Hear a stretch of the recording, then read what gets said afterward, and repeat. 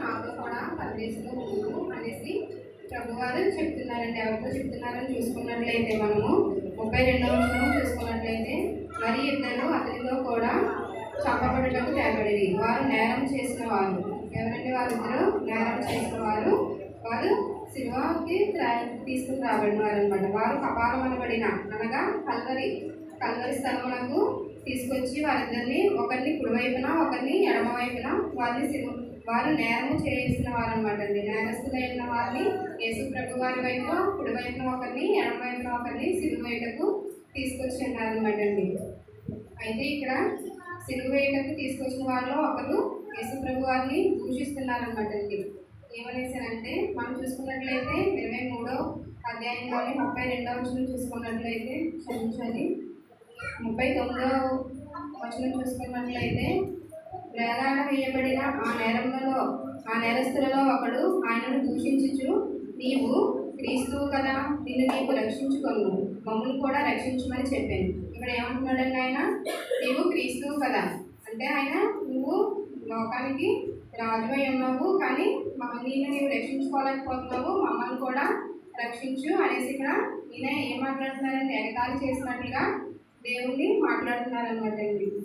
మన జీవితాల్లో కూడా చూసుకున్నట్లయితే మన క్రియలు సరిగా ఉండవు, కానీ ఎదుటి వారిని మనం దూషించేవారిగా ఉంటున్నాం అనమాట అండి. ఇప్పుడు కూడా అదే జరుగుతుంది అనమాట. ఎదుటి వారిని మనం దూషించే ముందు మన కంట్లో దూరం ఉందో లేదో చూసుకుని మనం అనేటప్పుడు ఎదుటివారి కంట్లో మనం నడిచి వెతుకుతాం అనమాట. ఇలాంటి రీతిగా కాకుండా మన క్రియలు కరెక్ట్గా ఉన్నాయో లేదో చూసుకుని అప్పుడు ఎదుటివారిని మనం అనడానికి సిద్ధపడి ఉండాలన్నమాట అండి. అయితే ఇక్కడ 2వ దొంగ ఏమంటున్నాడో చూడండి. 40వ వచనం చూసుకున్నట్లయితే, అయితే రెండవ వాడిని గద్దించి, నీవు అదే శిక్షా విధిలో ఉన్నావు కనుక దేవునికి భయపడవా అనేసి అడుగుతున్నారు. అంటే అతను కూడా ఇప్పుడు యేసుక్రీస్తు వారు ఈ కుడి ప్రక్కన దొంగ ఎడమ ప్రక్కన దొంగ కూడా సేమ్ అదే శిక్షలో ఉన్నారు. అయినప్పటికీ కూడా ఇక్కడ ఇతనికి దేవుని దూషిస్తున్నాడు. రెండో అతను మాత్రం అక్కడ మనసు పశ్చాత్తాపడి అడుగుతున్నాడు చూడండి ఇక్కడ. అయితే నీవు కూడా అదే ఆ శిక్షలోనే ఉన్నావు, అయినా సరే నీవు దేవునికి భయపడవా? మనకి భయం ఉంటే మనం ఏం చేస్తామండి, చెడు కార్యాల వైపు మనం వెళ్ళాం, అంతే కదండి. చెడుని మనం గ్రహించుకోవాలి. చెడు ఏది మంచి ఏది అని మనం గ్రహించుకున్నట్లయితే చెడు కార్యాలు మనం చేయమన్నమాట అండి. ఇక్కడ దొంగకి అదే గ్రహించుకుని ఇక్కడ వేరే దొంగకి అక్కడ సువార్త కూడా పలుకుతున్నాడు అనమాట. ఎందుకంటే ఇక్కడ 41వ వచనం చూసుకున్నట్లయితే, మనకైతే ఇది న్యాయమే, మనము చేసిన వాటికి తగిన ఫలము పొందుచున్నాము. ఎందుకంటే వారు ఏంటంటే నేరం చేసిన వారు, నేరస్తులు అంటే దొంగతనాలు అవి చేసిన వారు, వారికి తగిన శిక్ష పడిందని అక్కడ అతను పశ్చాత్తాపడి మనసులో అనుకుని వేరే వానికి బోధ చేస్తున్నాడు అనమాట అండి. ఇక్కడ చూసుకున్నట్లయితే మనం కూడా పశ్చాత్తాపడిన వారే ఉండాలనేసి చెప్తున్నారనమాట అండి. కానీ ఈయన ఏ తప్పిదమును చేయలేదని చెప్పి ఆయనను చూచి, ఇక్కడ యేసు ప్రభువారు అయితే ఏ తప్పు చేయకుండానే సిలువకి వేలాడ తీయబడ్డారు కదండి. దేని కొరకు? మీరు నేను చేసిన పాపముల కొరకు ఆయన సిలువలో వేలాడదీయబడ్డారు. ఇక్కడ రెండో దొంగకి వచ్చిన విశ్వాసము ఇక్కడ మనం చూసుకున్నట్లయితే ఇక్కడ 3 విషయాలు మనం గమనించుకోవచ్చండి. ఎందుకంటే రెండవ దొంగలో దేవుని భయం ఉంది. అంటే నువ్వు దేవునికి భయపడవా అని ఇక్కడ వేరే వ్యక్తిని ఇతను అడిగాడు. అంటే ఇతను దేవుని భయం కలిగి ఉన్నాడు అనమాట. దేవుని మీద గౌరవం ఉందన్నమాట అండి. తనతో సిలువలో వేలాడుతున్నా కూడా ఆయనకి ఏంటి దైవ భావం ఉంది. కాబట్టి ఇక్కడ ఏంటంటే దేవుణ్ణి ఇతను ఆ సిలువలో వేలాడినప్పుడు అక్కడ తనకి సువార్త చేయడానికి సమయం లేదు. అంతే కదండి.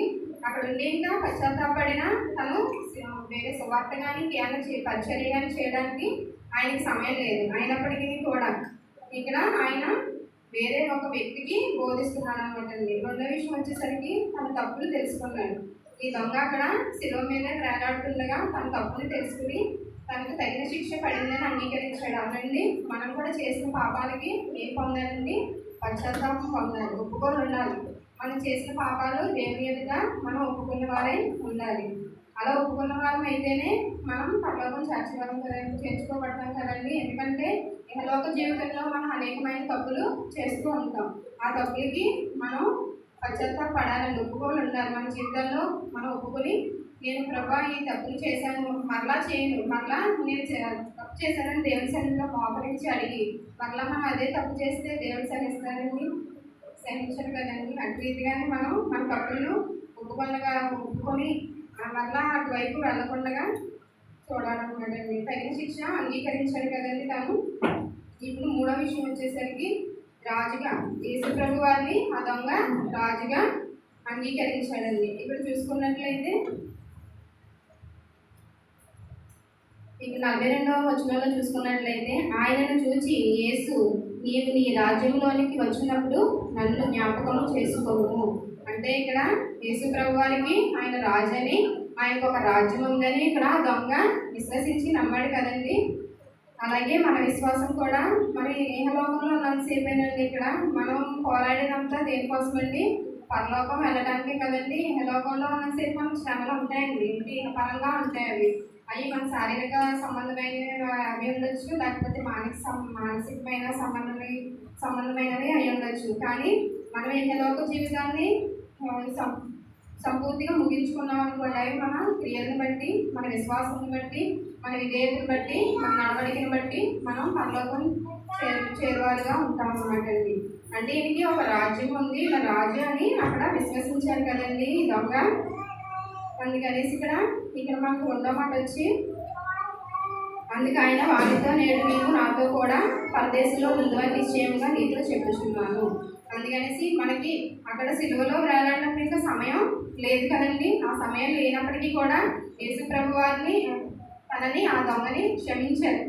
అంతే కదండి, ఒప్పుకున్నాడు. తన పాపాలు చేసిన పాపాలని ఒప్పుకున్నాడు. ఒప్పుకొని నీ రాజ్యంలో చేర్చుకో ప్రభు అని అడిగితే ఇక్కడ యేసు ప్రభు వారు అతని మాటని తృణీకరించలేదు. నీవు నేడు నాతో కూడా పరదేశంలో ఉండువు అనేసి వాగ్దానం చేసిన దేవుడు నమ్మదగిన వాడు కదండి.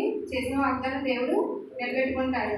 అలాగే మనం కూడా మనం కొన్ని విషయాలు అయ్యా నేను ప్రార్థన చేస్తాను, లేకపోతే బైబిల్ చదువుతాను, రోజు విడవకుండా నీ సన్నిధికి వస్తాను అని మనం దేవుడికి వాగ్దానం చేస్తాం. కానీ మన జీవితంలో మనం నిలబెట్టుకుంటామండి. అవి మన వ్యక్తిగత విషయాల వల్ల, కుటుంబ పరిస్థితుల వల్ల మనం నిలబెట్టుకోలేము. కానీ మనం మాట ఇచ్చామంటే దేవుడికి ఖచ్చితంగా ఆ మాటకి నిలబడి లోబడి ఉండాలన్నమాట అండి. ఇది మనం అదే విషయాన్ని చూస్తున్నాం అన్నమాట. అటు రీతిగానే ముఖ్యంగా ఇప్పుడు ఈ మాటకు వచ్చేసరికి నిశ్చయంగా అన్న మాటకి అర్థం వచ్చేసరికి ఖచ్చితంగా సందేహం లేకుండా అని మనం చూసుకోవచ్చండి. నాతో కూడా అంటే ఇక్కడ యేసు ప్రభు వారు చెప్తున్నారు కాబట్టి యేసయ్యతో పాటు పరదేశం అనగా రెండో ఆకాశంగా చెప్పుకోవచ్చండి. చనిపోయిన వారు మనం డైరెక్ట్గా పరలోకం వెళ్తామండి. మనం తీర్పుని ఎదుర్కోవాల్సి ఉంటుంది. ఎందుకంటే పరమైన లోకంలో మనం చేసిన తప్పిదాలు ఇవన్నిటికి మనం తీర్పు ఎదుర్కొన్న తర్వాతే మనం పరలోకం చేరుకోగలం అనమాట అండి. నేడు అనే మాటకి ఇప్పుడు నేడు అనే సమయం, ఇంక మనకు సమయం ఉందండి? లేదు. ఇదే మనకి చివరి దినాలు, అంచు దినాలు, ఇదే రక్షణ దినం అనమాట అండి. మనం ఈ క్షణం నుంచే మనం నేడు అన్న మాటకి సమయం ఉండగానే ఆలస్యం చేయకుండా మరి అదే అనుకూలమైన సమయం అనేసి మన రక్షణను మనం గుర్తిరిగి మనం నమ్మి బాప్తిస్మం పొందినవాడు రక్షించబడింది కదండి. అలాగే మనం నమ్మిన దేవుడిని మనం ఇంకా ఆలస్యం చేయకుండా ఆయన మార్గంలో నడవాలన్నమాటండి. ఇక్కడ మనం చూసుకున్నట్లయితే ఫస్ట్ ఆయన ఏం చెప్తున్నారండి? నా నీతిని, నా రాజ్యంను మొదట వెతుకుడి అని చెప్తున్నారు. అంతే కదండి. ఫస్ట్ మనం ఆయన నీతిని, రాజ్యాన్ని వెతకాలి. అంతే కదండి. ఇక్కడ ఈయన దొంగ కూడా నీ రాజ్యంలో నన్ను చేర్చుకో ప్రభా అనేసి వేడుకుంటున్నాడు. మనం కూడా ప్రేమగా ఉండాలండి. యేసయ్యతో పాటు ఉండే భాగ్యం ఆ దొంగకు నిశ్చయంగా దొరికింది ఆ రోజున. ఎందుకంటే ఆయన పశ్చాత్తాపడి విశ్వాసం కలిగి ఉన్నాడు అనమాట అండి. సో మనం కూడా అలాగే విశ్వాసం కలిగి ఉండాలి. ఇలాగే మనకి అలాంటి నిశ్చయత, ఇప్పుడు మనం పరలోకం చేద్దామన్న నిశ్చయత మనకు ఉందండి. మనలో ఎంతమందికి ఉందని అడిగితే మనం గట్టిగా చెప్పలేము. ఎందుకంటే మన క్రియలు మనల్ని మనం సరి చూసుకుని పరిశీలన చేసుకోవాలన్నమాట అండి. ఇంకా సమయం ఉంది కదా. ఇప్పుడు 40 రోజులు ప్రార్థనలు జరిగినాయండి. మనకి ఇంకా సమయం ఉంది, ఉదయం అయితే సాయంత్రం వెళ్ళదులే, సాయంత్రం అయితే ఉదయం వెళ్ళదులే అని మనం అనుకుంటే సమయం లేదండి. దేవుని రాక అతి త్వరగా ఉందనుకోండి, ఎత్తపడేవారు అనుకుంటామండి మనం. కాబట్టి సమయాన్ని మనం సద్వినియోగం చేసుకోవాలన్నమాట. నిజంగా 40 రోజుల్లో కూడా చాలా గొప్ప విషయాలు ఆత్మీయంగా చాలా బలపడ్డారండి. చాలామంది చాలా సాక్ష్యాలు కూడా చెప్పారండి.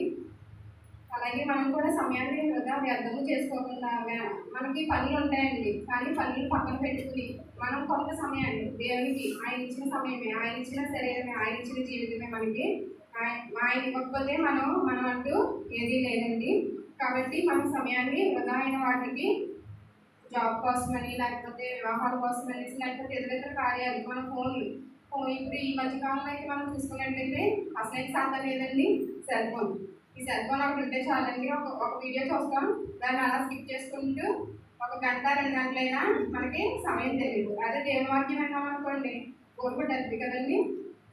అలా కాకుండా మనం కూడా కొంచెం ఆలోచన కలిగి మంచిది చేయడానికి గ్రహించుకుని, మనకు సమయం లేదని తెలుసుకుని నేడే మనం రక్షణ దినం ఏదండి, నేడే. కాబట్టి ఈ దొంగకున్నటువంటి విశ్వాసం మనకు కూడా ఉండాలి. అంటే దొంగను చూసి మనం నేర్చుకోవాలని కాదు, కొన్ని విషయాలు కొందరిని చూసి మనం ఖచ్చితంగా నేర్చుకోవాలన్నమాట. ఈయన ఏం కలిగి ఉన్నాడండి? దేవుని భయముని, దేవుని మీద గౌరవాన్ని కలిగి ఉన్నాడు. ఏంటంటే అక్కడికి ఆయన శిలువ మీద వేలాడుతున్నప్పటికీ కూడా ఆయన దేవుని భయం కలిగి ఉన్నాడు. కాబట్టి ఆయన ఖచ్చితంగా పరదేశంలో చేర్చుకుంటానని మన దేవాది దేవుడు తనకి వాగ్దానం చేశాడనమాట. తన తప్పులు తను తెలుసుకున్నాడు. ఇప్పుడు మనం కూడా మన తప్పులు తెలుసుకునే సమయం వచ్చిందనమాట. ఇక ముందు జరిగిన వాటికి మనకు అనవసరంగా ఇక మీదైనా మనల్ని మనం సరి చేసుకుని మన తప్పుల్ని తెలుసుకుని ఆయన ఎదుట సాగిపడి ప్రభా నేను తప్పు చేశాను అన్న ఒప్పుకోలు మన జీవితాల్లో ఒప్పుకోలు కలిగి ఉండాలి. కన్ఫెషన్ ఉండాలి ఎవరికైనానండి. ఒప్పుకోలు జీవితం మనకి ఉండాలి. ఆయన రాజులకి రాజు, ప్రభులకు ప్రభు. కాబట్టి దేవుని మార్గంని మనం అనుసరించాలి. ఎందుకంటే ఆయన తగ్గించుకుని ఈ లోకానికి ఎలా వచ్చారండి? ఆయన తనని తాను తగ్గించుకుని రిక్తుని వలె మనుష్య కుమారుని రూపంలో వచ్చారు కదండి. ఇప్పుడు ఆయన మనకి మాదిరిగా లేకుంటే, ఆయన దేవుని రూపంలో దేవుని రూపంలో వస్తే కనుక మనం పట్టించుకుంటామండి. ఎందుకంటే ఆయన నరరూపిగా వచ్చి మనతో పాటు ఉండి, మనలా ఉండి, మనం ఏం తింటే అది తిని మనతో పాటు ఉండి, ఏది కరెక్టో, ఏది నిజం, ఏది అబద్ధం, లేకపోతే ఏది సత్యమో అన్న వాటికి మనకి తేడా చూపించాలి. కాబట్టి ఆయన మనం అనుసరించి మాదిరిగా తీసుకోవాలండి. విశ్వాసంలో కూడా అటు రీతిగానే ఉండాలి. ఎందుకంటే మన మాదిరి జీవితం మనం ఎదుటివారికి మాదిరికరంగా నిలబడాలన్నమాట అండి. కాబట్టి మనము ఇప్పుడు ఈ తెలుసుకున్న వాక్యము ఏమిటంటే అండి, ఆయన వానితో నీవు నాతో కూడా పరదేశంలో ఉండు, నిశ్చయంగా నీతో చెప్పుచున్నాను అనేను. కాబట్టి దేవుని రాజ్యంలో మనం చేరాలంటే దేవుని భయము, మనకి విశ్వాసము, మాదిరికరమైన జీవితము, ఒప్పుకోలు ఉండాలండి. దేవుడు మీ వినికిడిలో ఈ వాక్యం దీవించుకుంటాం.